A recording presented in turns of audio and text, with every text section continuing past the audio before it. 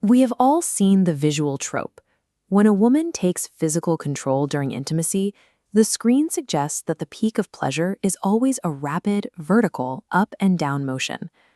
Because formal education on human sexual mechanics is practically non-existent, most of us end up importing these highly visual, screen-based blueprints directly into our private lives.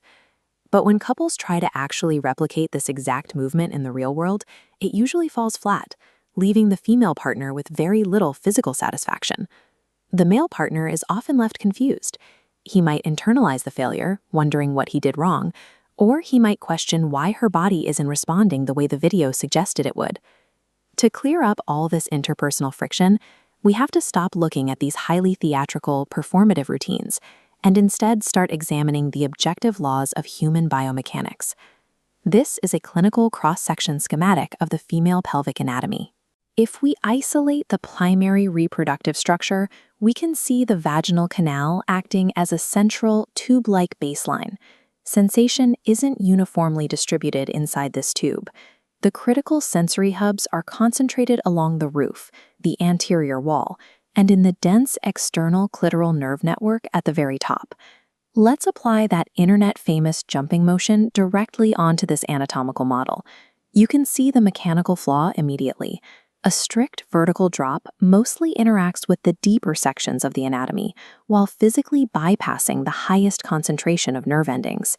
This deep stimulation can provide some minor secondary pleasure depending on the individual, but it misses the body's primary neurological sensor hubs.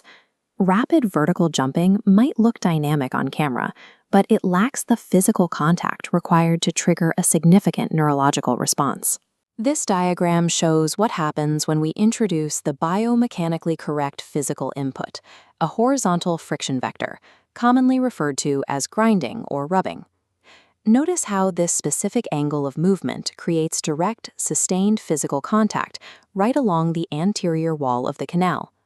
Simultaneously, this horizontal motion sweeps directly against that sensitive external nerve network at the top of the structure.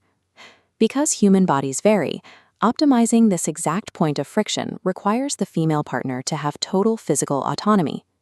Controlling her own body weight and angle allows her to make the necessary micro-adjustments to target these specific nerves.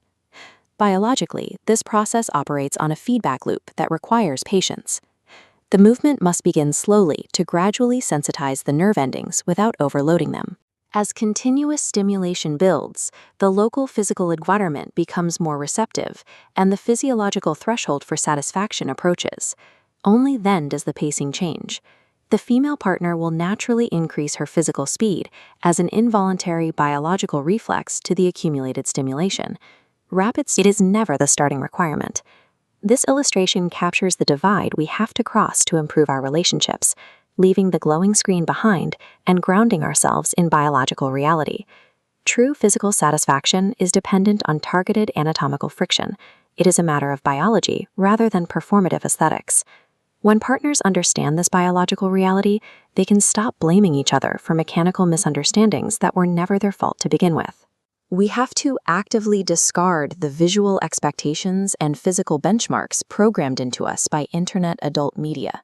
Trusting a partner's physical autonomy and prioritizing anatomical friction over theatrical jumping ensures that physical intimacy is grounded in how the body actually functions.